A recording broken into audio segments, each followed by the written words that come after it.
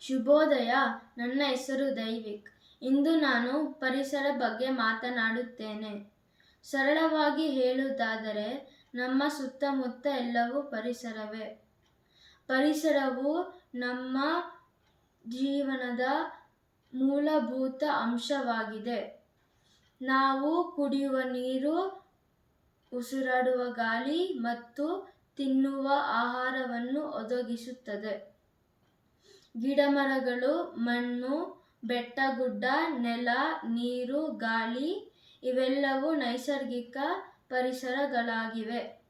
ಊರು, ನಗರ, ಕಟ್ಟಡ ಮುಂತಾದವುಗಳು ಇವೆಲ್ಲವೂ ಮಾನವ ನಿರ್ಮಿತ ಕೃತಕ ಪರಿಸರಗಳಾಗಿವೆ.